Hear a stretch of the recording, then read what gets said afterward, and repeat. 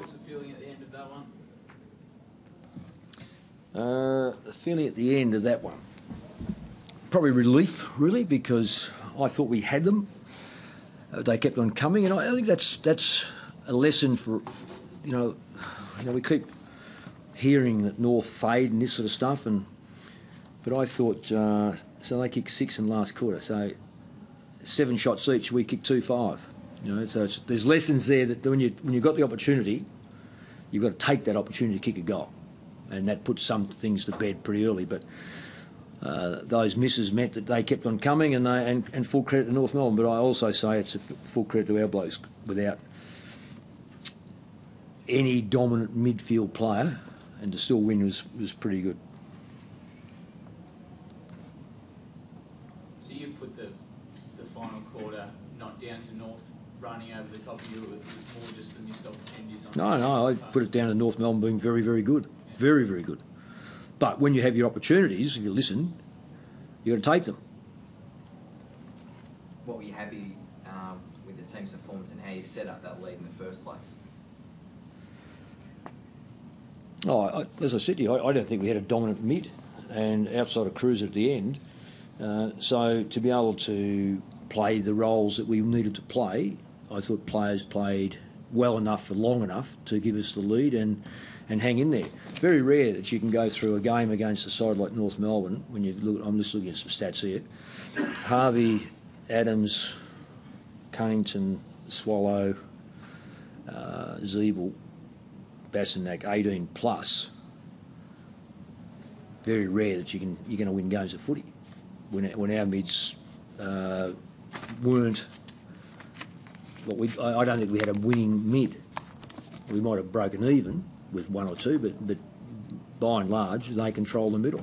They control the stoppages, all except the third quarter, and we're still able to win. So I mean, there's some good things that come out of it. I'll just have a look and see why we won. But basically, we played well enough around the flanks to win it, I suppose. Were you pleased with the efficiency? Because at half-time you were behind, I think, 10 in the clearances, significantly inside 50s, and you were in front. Yeah, it's. I think sometimes numbers get a little bit confusing in regard to. Look, we went to the game with a side that averages probably 30 or 40 possessions more than us, and as it turned out, they got 50. So that wasn't ever going to be the case because they use the ball differently than us. We're a bit straighter. They're a bit. They set their play up. So that wasn't a concern. Inside 50s always are, but it's how it goes inside your 50. If you can break that down into on our terms.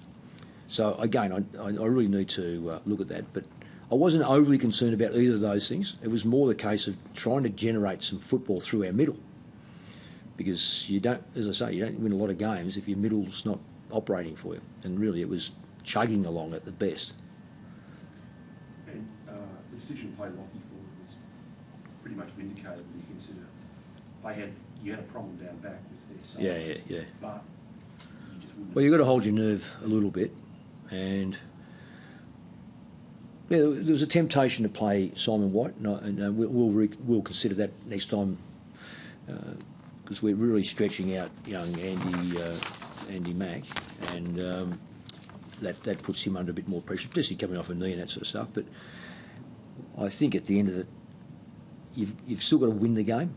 You can't save much these days. You can, if you get a good lead, you can save it, but you need to be able to generate the scoreboard. And I suspected with their ability, with their backs, who can mark everything that goes near them, we needed to get some pressure in the air on them. How did you rate Matty Cruz's game tonight? Well, I thought he was very slow early, but he was fantastic for us in the second half.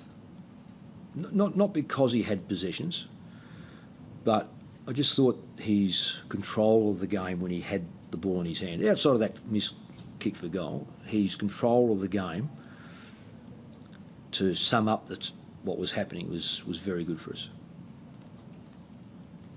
And the little fellas up forward, they sort of haven't been in great form lately, but they had a big influence on the match. Well, yeah, there's a reason for each of them not having great form, and a lot of those things are, Eddie's come off a very, very severe facial injuries, broke his jaw and got plates everywhere, then had a suspension. So those things sometimes affect players.